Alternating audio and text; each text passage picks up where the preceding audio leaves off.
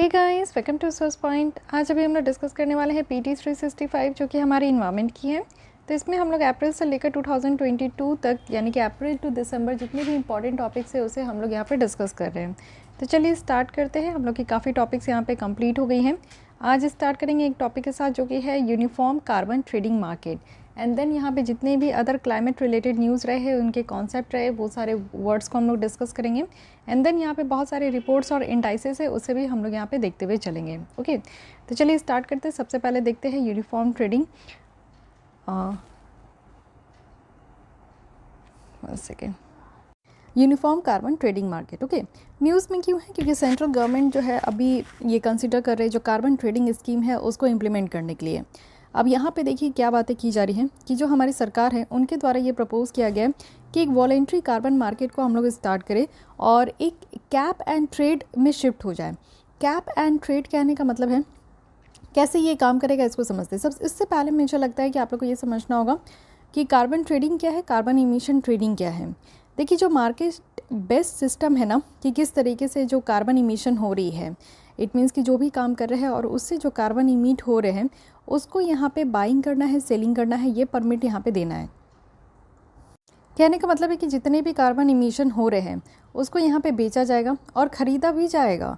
इस तरीके का एक मार्केट बेस्ड सिस्टम जो है वो स्टार्ट किया जा रहा है, जिसे हम लोग कैप एंड ट्रेड मॉडल कह रहे हैं। ये जो आइडिया है कैप एंड ट्रेड का, बेसिकली आप देखो जब क्योटो प्रोटोकॉल हुआ था उस प्रोटोकॉल के ही तरफ से ये आपका जो है उस समय ओरिजिनेट हुआ था। बट अब ऐसा लगता है कि सिचुएशन इतनी ग्रेव हो चुकी है कि अब हमें ये मॉडल को अपनाना होगा। ठीक है, क्योटो प्रोटोकॉल में आप देखो कि यहाँ पे 3 मार्केट मैकेनिज्म लाया गया था। सबसे पहले जो इमिशन हो रही है उसको ट्रेड करना है, उसके बाद क्लीन डेवलपमेंट मैकेनिज्म लेकर आना है और एक ही साथ इसको इम्प्लीमेंट भी करना है। इसके अलावा हमने आर्टिकल 6 जो कि पेरिस एग्रीमेंट का है उसके तहत देखा कि एक न्यू मार्केट जो मैकेनिज्म है उसको क्रिएट करना है। एक ऐसा फ्रेमवर्क लेकर चलना है जिसमें कि नॉन मार्केट अप्रोच मैकेनिज्म लेकर आना है। ठीक है, अब फॉर एग्जांपल कहा जा रहा है कि 2021 में चाइना के द्वारा वर्ल्ड का लार्जेस्ट मार्केट जो कार्बन इमिशन ट्रेडिंग के लिए था इसको लॉन्च कर दिया गया। चलिए अच्छी बात है, चाइना में ये काम हो रहा है, लेकिन हमारे यहाँ ये काम नहीं हो रहा है, तो इसलिए हमें जो है इस पे ध्यान देने की ज़रूरत है। ओके, अब चलिए देखते हैं कि बेसिकली ये मॉडल काम कैसे करेगा। यानी कि जो हम लोग यहाँ पे कैप मॉडल की बात कर रहे हैं, कैप एंड ट्रेड, तो ये मॉडल हमारे यहाँ कैसे काम करेगा। ठीक है, सबसे पहले क्या है कि आप देखो कि इमीटर ए है, इमीटर बी है। ठीक है, और ये एक थ्रेशोल्ड है कि इससे ज़्यादा जो है हमारा ग्रीन हाउस गैस इमिशन नहीं होना चाहिए। इस थ्रेशोल्ड के ऊपर गया तो इट मीन्स कि हमारा एक्सेस हो गया। तो यहाँ पे आप देखो कि इस थ्रेशोल्ड से अगर कम भी है, जैसे कि बी ने क्या किया कि अपने यहाँ रियल जो ग्रीन हाउस इमिशन है वो उनका इतना हुआ टोटल, लेकिन इतना जो है पहले कितना था इस लेवल तक था, लेकिन कुछ समय के बाद 1 साल में उन्होंने अपने यहाँ जो कार्बन इमिशन है उसको कम किया और इतना जो ब्लू आपको मार्क दिख रहा है ना, इतना पोर्शन ऐसा है जो कि इन्होंने इतना डाउन किया अपना इमिशन। तो जितना उन्होंने अपना डाउन किया, यानी कि ये मान लीजिए कि कोई बी कंट्री है, उन्होंने ये डाउन किया, तो इतना डाउन हुआ तो इट मीन्स कि जितना इमिशन इनके यहाँ कम हुआ उतना वो यहाँ पे बेचेंगे, सेल करेंगे। ये एक कार्बन मार्केट है। ठीक है, और फिर उसके बाद आप देखो कि एक ऐसा मार्केट है जहाँ पे वो सारे कंट्रीज़ बेचेंगे जहाँ पे उनका जो एक थ्रेशोल्ड है उससे कम उनका कार्बन इमिशन हो रहा है। लेकिन वैसी कंट्री क्या करेगी कि यहाँ पे जो कार्बन, आप समझो कि एक कंट्री है, इनके यहाँ एक थ्रेशोल्ड है, इससे ज़्यादा अगर ग्रीन हाउस गैस की कार्बन इमिशन हो रही है तो फिर यहाँ पे कार्बन मार्केट आएगा और इसको परचेज़ करेगा। इट मीन्स कि जहाँ पे कम हो रहा है वहाँ से वो बेचेगा और जहाँ पे ज़्यादा हो रहा है वहाँ से वो परचेज़ करेगा। ठीक है, ये एक्सेस है, तो एक्सेस यहाँ पे परचेज़ किया जा रहा है। उसके बाद एक कैप को सेट किया जाएगा, यानी कि ओवरऑल एक लिमिट रहेगा, कैप रहेगा कि इतने ही अमाउंट ऑफ इमिशन अलाउड है। इट मीन्स कि जो भी कार्बन का सोर्सेस है, चाहे वो पावर इंडस्ट्री हो, ऑटोमोटिव हो या फिर एयर ट्रैवलर हो, इन सब से जो है एक सेट कर दिया जाएगा, इससे ज़्यादा जो है कार्बन इमिशन नहीं होगा। इशुएंस ऑफ परमिट की अगर हम लोग बात करें तो गवर्नमेंट के द्वारा भी एक परमिट इशू किया गया है और ये एक आप देखो कि एग्रीड लिमिट रखा गया है। हर एक परमिट जो है वो यूजुअली मेजर्ड किया जा रहा है in terms of 1 ton of carbon dioxide equivalent. Okay, तो कार्बन डाइऑक्साइड इक्विवेलेंट के हिसाब से यहाँ पे आप देखो कि 1 टन ऑफ कार्बन डाइऑक्साइड जो है इतना यहाँ पे इक्विवेलेंट आपका रखा गया है कि इतने ही मीट करना है। सेलिंग एंड बाइंग परमिट आप देखोगे तो अगर कंपनी अपना खुद का कार्बन इमिशंस जो है वो कर्व कर रहा है और जो भी कैप लगाया जा रहा है, यानी कि जो अपर लिमिट है उससे अगर कम यहाँ पे इमिशन हो रहा है तो उस तरीके की कंपनी को अलाउ किया गया है कि आप अपना एक्सेस जो परमिट है उसको ट्रेड कर सकते हैं कार्बन मार्केट में, ठीक है, कैश के लिए। इट मीन्स कि इस कंट्री को यहाँ पे बेनिफिट मिलना चाहिए, कंट्री हो कंपनी हो, इस तरीके से समझिए कि ये कंपनी जो है अपने यहाँ क्या की कि वो इमिशन डाउन किए, तो इमिशन डाउन किए तो इनको कुछ तो फ़ायदा होना चाहिए ना। तो फ़ायदा करने के लिए क्या करना है कि वो जितना इमिशन कम किए हैं उतना वो बेच देंगे तो उनके बदले में उनको कार्बन मार्केट के थ्रू उनको पैसे मिल जाएंगे, फाइन। और उस कंट्री को, जो कंट्री अपना इमिशन ज़्यादा ज़रूरत से ज़्यादा बढ़ा दिए, तो उनको क्या करना होगा और ख़रीदना, उनको क्या करना होगा कि कार्बन मार्केट जो है उनका ख़रीदेंगे, ठीक है। तो उनके लिए ये एक पेनाल्टी का फॉर्म हो जाएगा। लेकिन जो कंपनी अपनी जो है इमिशन को कम करे उनके लिए तो बेनिफिट है। तो इस तरीके से यहाँ पे कैप एंड ट्रेड रखा जाएगा कि जितना कैप है अगर उससे कम है तो आप सेल कर सकते हैं, और उससे अगर ज़्यादा है तो आप परचेज़ करना पड़ेगा और आपको पैसे लगाने पड़ेंगे, ठीक है। तो इस तरीके से आप समझ सकते हो। अब यहाँ पे अगर हम लोग देखें कि एग्जिस्टिंग जो कार्बन ट्रेडिंग मैकेनिज्म इंडिया में क्या क्या है। सबसे पहले आप देखो रिन्यूएबल एनर्जी सर्टिफिकेट हमारे यहाँ दिया जा रहा है। आप लोग को पता है कि बेसिकली हम लोग यहाँ पे सोलर एनर्जी हो गया, विंड एनर्जी है, हाइड्रो एनर्जी है, इन सब पे ज़्यादा फोकस कर रहे हैं, जो कि एक रिन्यूएबल एनर्जी का फॉर्म है। एक मार्केट बेस्ड इंस्ट्रूमेंट अगर हम लोग देखें, जिससे कि रिन्यूएबल एनर्जी को प्रमोट किया जा रहा है, फैसिलिटेट किया जा रहा है, और साथ ही साथ यहाँ पे आप देखो कि रिन्यूएबल परचेज ऑब्लिगेशंस में यहाँ पे कंप्लाइज किया जा रहा है। एक बार जो ये आपका रिन्यूएबल एनर्जी सर्टिफिकेट जो है इसको ट्रीट किया जा रहा है 1 मेगावाट आवर, और इसको जो है आप देखो वॉलंटरी किसी के द्वारा भी इसको ख़रीदा भी जा सकता है। तो दो कैटेगरी रखा गया, एक तो सोलर का है, एक नॉन सोलर का, यानी कि जो आपका रिन्यूएबल एनर्जी सर्टिफिकेट है तो एक तो सोलर एनर्जी पे बेस्ड है, जितनी सोलर एनर्जी एमिशन हो रही है, और दूसरा है कि सोलर के अलावा जैसे विंड हो गया, हाइड्रो हो गया, बहुत तरीके से जो रिन्यूएबल रिसोर्सेज से अगर यहाँ पे आपका इमिशन हो रहा है तो उसको नॉन रिन्यूएबल एनर्जी सर्टिफिकेट से रखा गया है। साथ ही अगर हम लोग देखें नॉन सोलर, ठीक है, साथ ही traded only on the central electricity regulatory commission से, जिनको यहाँ पे अप्रूव किया गया है, यानी कि ये अप्रूव करती है पावर एक्सचेंज को, चाहे वो इंडियन एनर्जी एक्सचेंज है या फिर पावर एक्सचेंज इंडिया है, ओके। अब यहाँ पे अगर हम लोग पैट स्कीम देखें, ये क्या है कि perform trade and achieve scheme, energy saving certificates है जो कि यहाँ पे काम करते हैं किसके तहत, पैट स्कीम के तहत। तो मार्केट बेस्ड जो रेगुलेटरी इंस्ट्रूमेंट है वो यहाँ पे स्पेसिफिक जो एनर्जी कंजप्शंस है ना उनको कम कर रहे हैं। और ये जो हमारा एनर्जी सेविंग सर्टिफिकेट है, एनर्जी सेविंग सर्टिफिकेट भी आपका सेंट्रल गवर्नमेंट के द्वारा इशू किया जाता है, और इसमें 13 सेक्टर्स को पूरी तरीके से कवर किया गया, जिसमें aluminium, discom, hotel, fertiliser, pulp और thermal power plant, iron and steel, ये सारे प्लांट्स हैं।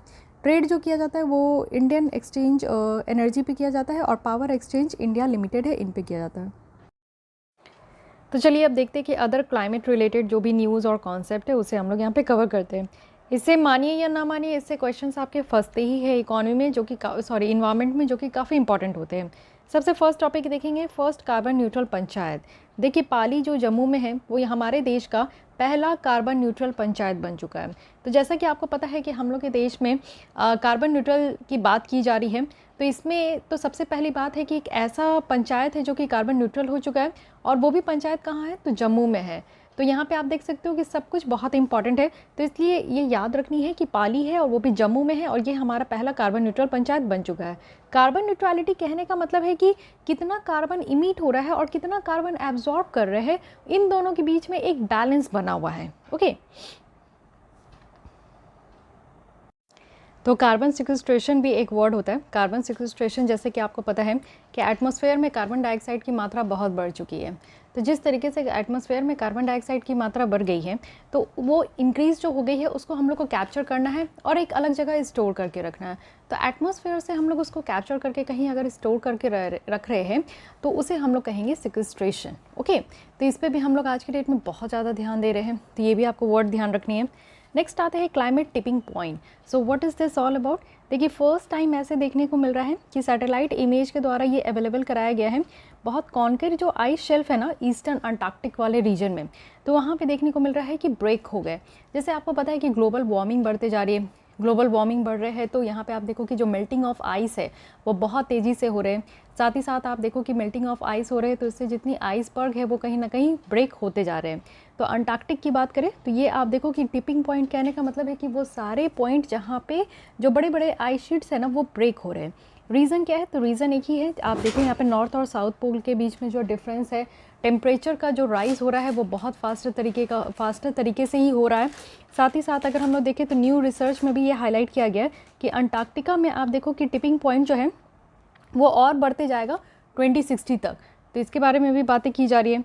साथ ही क्लाइमेट टिपिंग पॉइंट की बात करूँ तो वो सारे पॉइंट जहाँ पे स्मॉल चेंजेस जो है अर्थ की सिस्टम को चेंज कर सकता है और इससे जो इम्पैक्ट होगा वो बहुत बुरा भी देखने को मिल सकता है, ऐसा कहा जा रहा है। फाइन, तो यहाँ पे हम लोग देख चुके हैं। अब ये सारी टिपिंग पॉइंट कौन कौन सी सबसे पहले देखते हैं। ये आप देखो साउथ अमेरिका में ये अमेज़न रेन फॉरेस्ट है जहाँ पे बहुत तेज़ी से फ्रिक्वेंट ड्रॉट लाइक कंडीशंस देखने को मिल रही है। फाइन, फिर आप देखो सेकंड जो है ये अंटार्कटिक सी आइस है, ये वाला यहाँ पे अंटार्कटिक सी आइस है जहाँ पे कहा जा रहा है कि बहुत मैसिव लॉस देखने को मिल रहा है। ओके, उसके बाद अगर हम लोग यहाँ पे थर्ड देखें तो थर्ड यहाँ पे आपका ये वाला रीजन हो गया जो कि अटलांटिक सर्कुलेशंस है। तो अटलांटिक सर्कुलेशन में कहा जा रहा है कि एक स्लो डाउन देखने को मिल रहा है। ये जो अटलांटिक है एस शेप में होता है, यहाँ पे स्लो डाउन देखने को मिल रहा है। फिर यहाँ पे फोर्थ अगर देखें तो ये आपका नॉर्थ अमेरिका में बोरियल फॉरेस्ट है जहाँ पे आग जो है वो बहुत ज़्यादा बढ़ते जा रहा है, तो इसके बारे में भी बातें हो रही है। साथ ही साथ अगर हम लोग यहाँ पे फिफ्थ देखें, जो कि फिफ्थ आपका यहाँ पे ऑस्ट्रेलिया वाले रीजन में है, जो कि कोरल रीफ, ग्रेट कोरल जो बैरियर है वो यहाँ पे देखने को मिलता है, जहाँ पे मास डाई देखने को मिल रही है, बहुत सारे कोरल रीफ, इट मीन्स कि कोरल ब्लीचिंग हो रही है, ऐसा कहा जा रहा है। साथ ही सिक्स्थ रीजन में देखें, जो कि सिक्स्थ हमारा कहाँ पे हो गया, 1 सेकेंड, सिक्स्थ आप देख सकते हो ये भी अटलांटिक वाले रीजन में, but this is Greenland.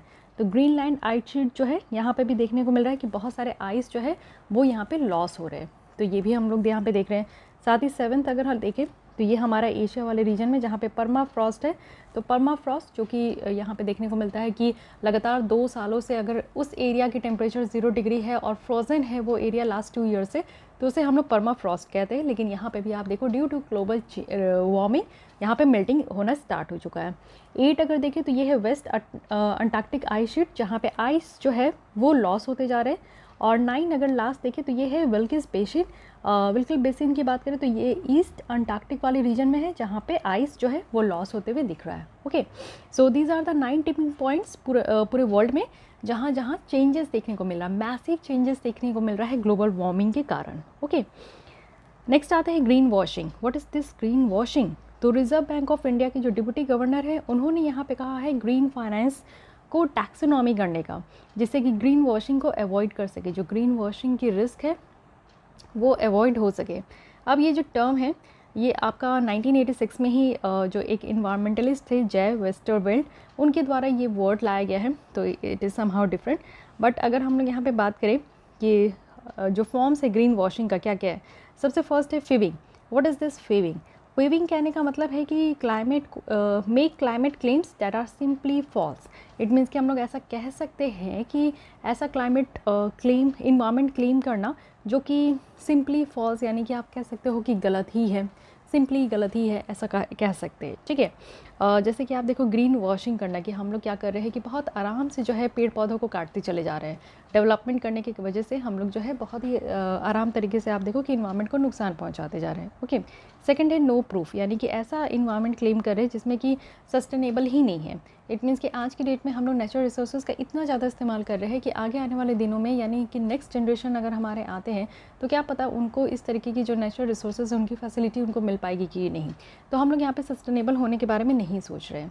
Third यहाँ पे आपका hidden trade off. It means कि हम लोग ऐसा ट्रेडिंग वगैरह भी कर रहे हैं, जैसे बहुत सारी ग्रीनरी प्रोडक्ट है जो कि यहाँ पे उसका भी व्यापार हम लोग कर रहे हैं जो नहीं करना चाहिए, तो ये हमारा हिडन हो गया। ओके, उसके बाद कहा जा रहा है कि वीकनेस है बहुत ज़्यादा। आप देखो कि यहाँ पे नॉन स्पेसिफिक है, पर्पस जो है ना वो यहाँ पे नॉन स्पेसिफिक है। अगर हम लोग यहाँ पे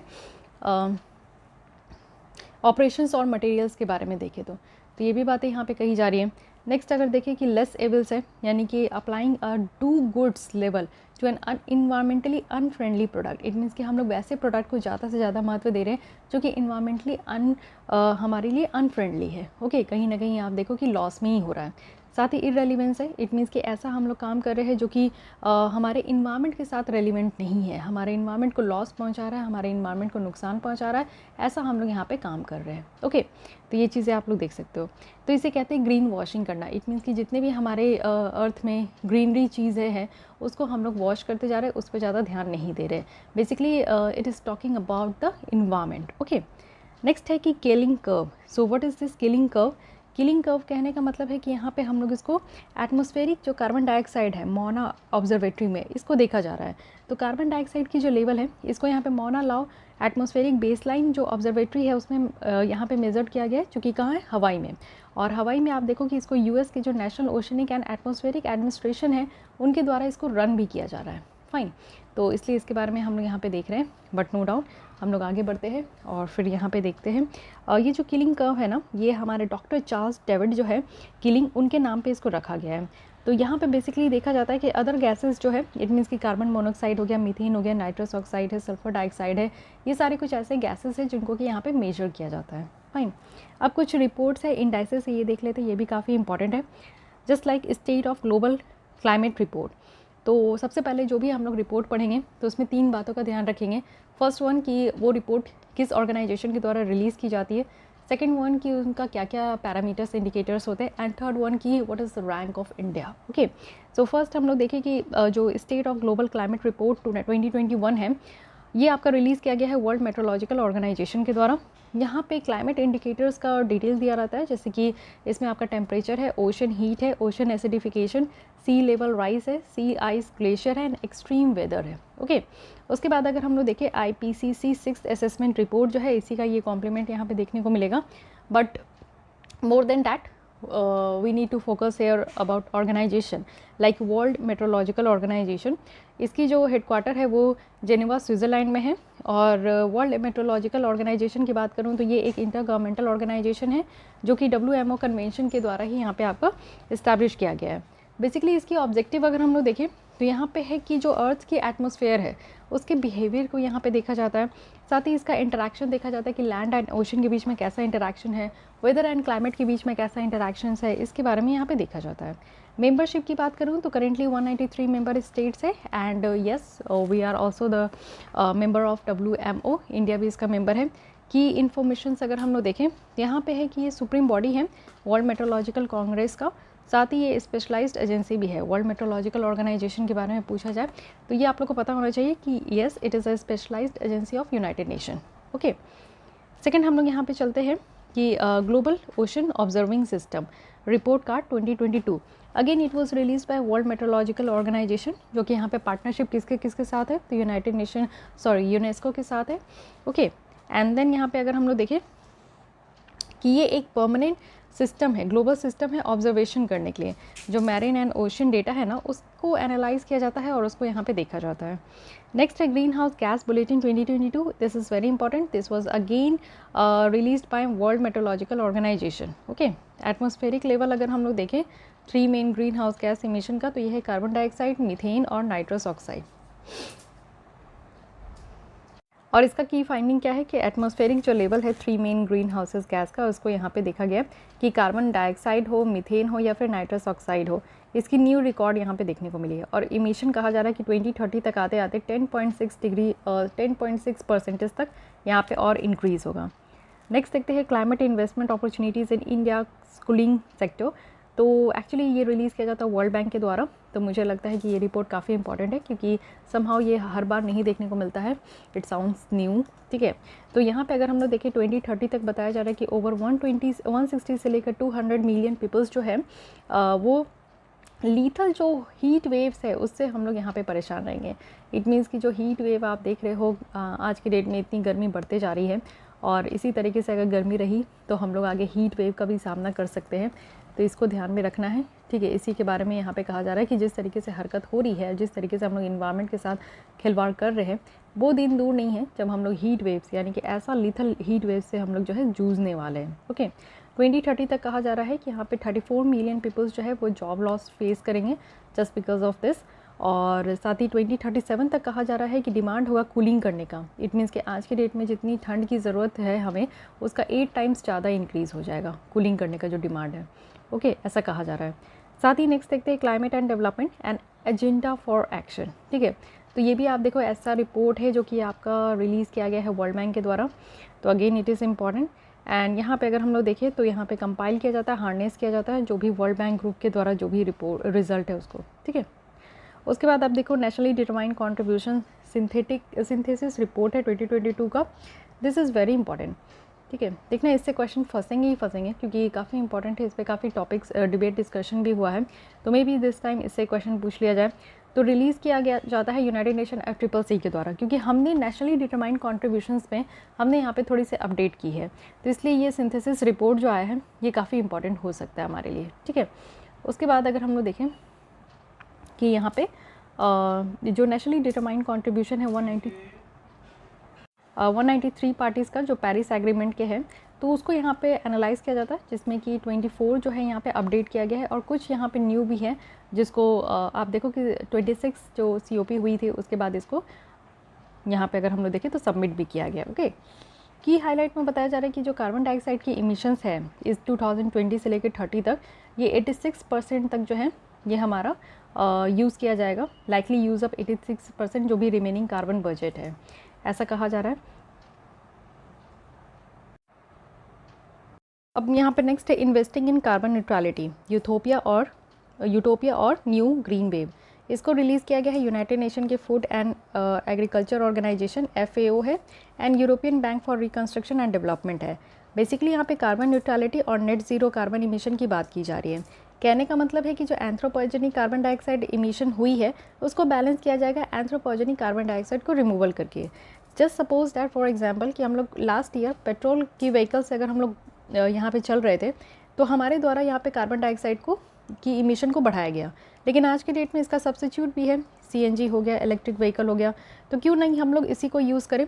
और इसको अगर हम लोग CNG पे शिफ्ट हो रहे हैं या इलेक्ट्रिक व्हीकल पे शिफ्ट हो रहे हैं, इट मीन्स कि हम लोग कार्बन डाइऑक्साइड की इमिशन को कम कर रहे हैं। तो सेम थिंग यहाँ पे कहा जा रहा है। फिर है state of climate action report 2022, ये आपका रिलीज़ किया गया है क्लाइमेट एक्शन ट्रैकर के द्वारा, यानी कि यहाँ पे क्लाइमेट का क्या एक्शन है उसको ट्रैक किया जाता है ग्लोबल गैप में।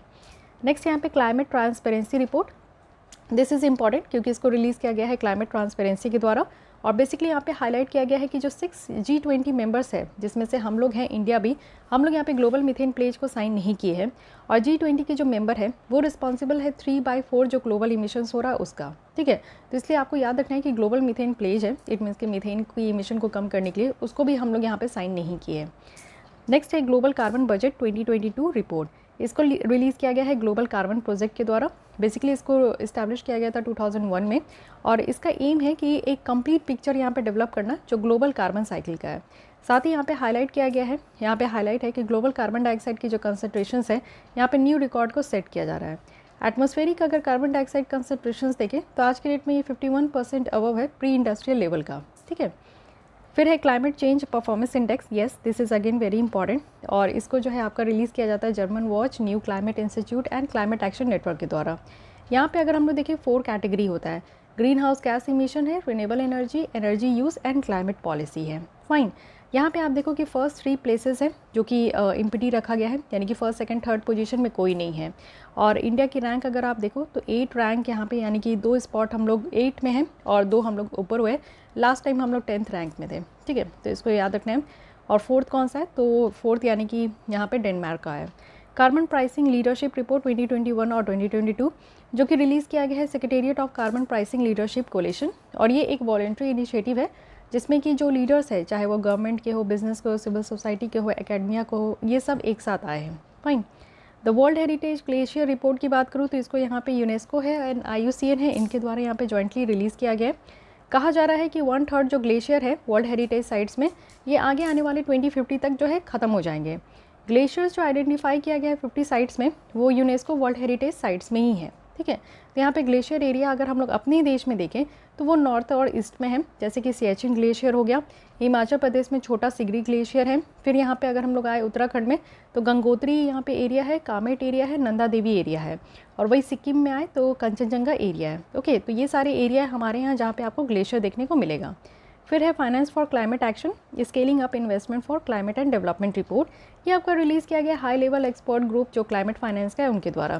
सो this is not as much important, लेकिन जितनी इंपॉर्टेंट है उसे मैं यहाँ पर डिस्कस कर चुकी हूँ। ओके, सो गाइज आज के लिए बस इतना ही रखते हैं। नेक्स्ट स्टार्ट करते हैं पॉल्यूशन, और इसमें भी एयर पॉल्यूशन, और जितने भी इंपॉर्टेंट टॉपिक्स होंगे उसे हम लोग इस तरीके से कंप्लीट करते जाएंगे।